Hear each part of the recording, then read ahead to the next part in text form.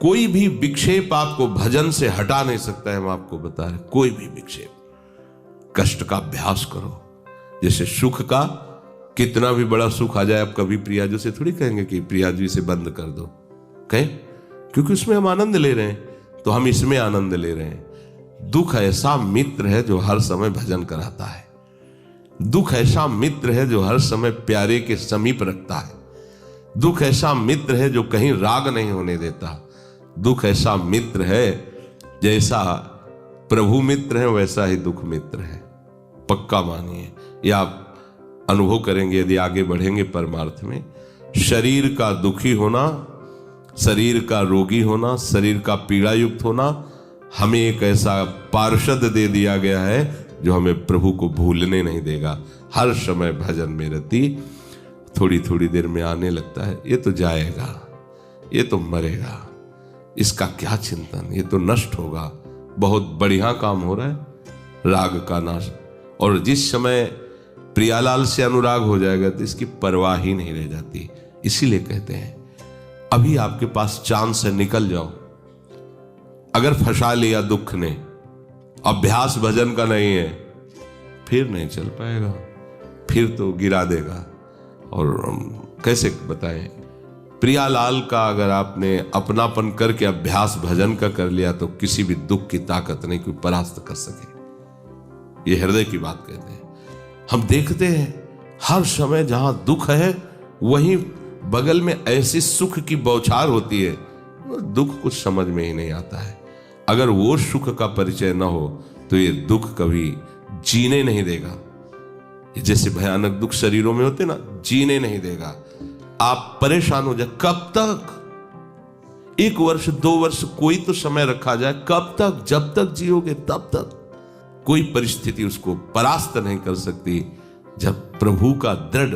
तो ये दृढ़ता प्राप्त करने के लिए आवश्यक, ना अधिक भोजन न बिल्कुल नहीं भोजन, उचित भोजन, और न चाहती स्वप्नशीलस्य। ये सोना हमारे लिए बहुत हानिकारक है और ये सोना हमारे लिए लाभदायक भी है। दोनों बात समझना। जिसका स्वभाव बन जाता है कि जहां बैठे वहीं सो गए, जहां बैठे, ऐसा हमने देखा है। बैठे 2-4 मिनट जहां एक घोंटा बजने लगे, ये क्या है? ये दलिद्र है क्यों? अरे तुम साधक हो, ये दलिद्रता क्यों?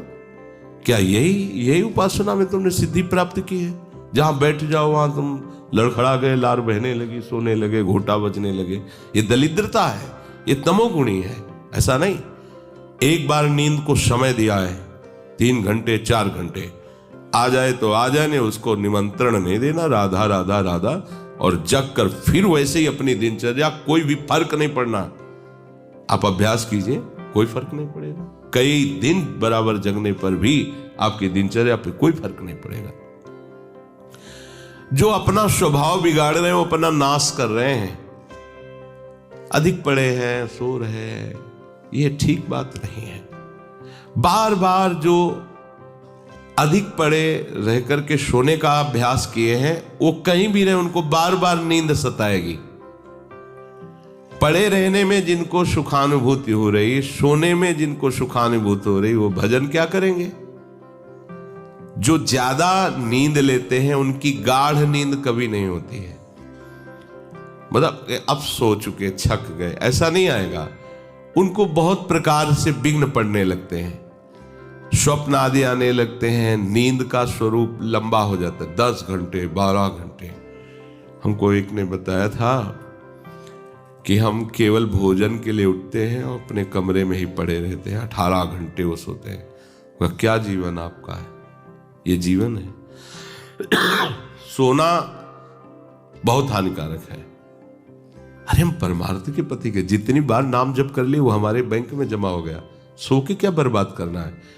3 घंटे 4 घंटे, इसके 5-6 घंटे वो उनके लिए है जो बहुत श्रम परायण है, परिश्रम करते हैं शरीर से, साधक के लिए नहीं।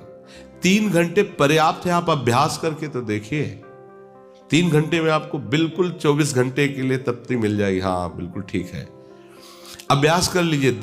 दिन में लेटे रहने पर भी 1 मिनट नींद नहीं, अभ्यास कीजिए। अभ्यास अमृत है और अभ्यास ही मृत्यु है। आपने जैसा अभ्यास कर लिया, अमृत का अभ्यास किया तो अमृत है, और मृत्यु का अभ्यास किया तो मृत्यु है। भोगों का अभ्यास करना, सोने का अभ्यास करना, प्रपंच में अधिक रुचि रखना, ये सब मृत्यु है। नामामृत, लीलामृत, रूपामृत, धामामृत, इसका अभ्यास करो, अमृत है ये। शरीर उसका बहुत सोने पर भी आलस्य से भरा रहेगा। आलस्य के कारण वो भजन में जे ही बैठेगा 2-4 मिनट में ही माला छूट जाएगा और नींद आ जाएगी, ऐसा दर्शन होता है। वो बहुत कोशिश करते हैं, बस ऐसे हो जाते हैं। ये कैसे हो गया? तुम्हारा क्या अभ्यास है? ऐसे कैसे कोई हम पे ऐसे कैसे हावी हो सकता है? कोई हमारे ऊपर ऐसा कैसे शासन कर सकता है?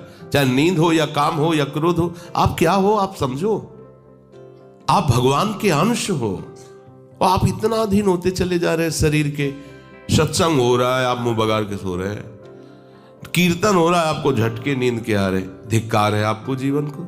आप साधक हो, आप उपासक हो, ये क्या हो रहा है?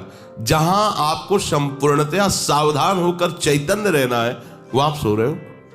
कैसी आपकी दिनचर्या, कैसी आपकी साधना है? आप हो क्या? विचार करना चाहिए। डांटने की विषय नहीं है, कोई तुम्हें जगाए विषय नहीं है। भगवत कृपा से जीवन में कभी अलार्म नहीं बजाया कि हमको इतने बजे उठना है, पता नहीं उठ पाए कि ना उठ पाए। अभ्यास योग युक्त चेतसा नान्यगामिना, ऐसी स्थिति हो कि हम उठ ना पाए तो बात अलग की है।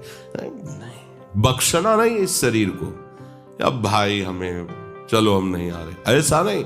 अगर सांस है, दम है, बिल्कुल इसको बख्शना नहीं। हम केवल आपको उपदेश नहीं कर रहे, बख्शना नहीं। शरीर के प्रति इतना प्यार नहीं दिखाना कि वो हमारे प्यारे से हमको दूर कर दे, ऐसा नहीं। ये जड़ वस्तु है, ये चैतन्य नहीं है। तुमसे ये चैतन्य है, तुम अपनी चैतन्यता को समझो, इसके अधीन हो रहे हो। ये तो बहुत बुरा लगता है जब कोई साधक सत्संग में या माला लेकर भजन करने में या पाठ करने में सो रहा है, तब लगता है। ग्रंथ सामने खुला है, थोड़ा पाठ कर ऐसे ऐसे। एक जगह दर्शन किया, दर्शन कर ले जाते थे, वो भागवत का स्वाद है। वो श्री जी के सामने भागवत पढ़ते पढ़ते नाक और माथा पूरी भागवत में रख दिया, और 2500 लोग आ जा रहे हैं ऐसे। तो उनको जैसे कहते पंडित जी श्री हरिवंश, हाँ हाँ श्री हरिवंश। अब ये हो क्या रहा है, ये क्या हो रहा है? अगर आपके अंदर नींद है तो आप चैन से 1-2 घंटे सो लिए दीजिए और फिर बैठिए, चैतन्य होकर बैठिए।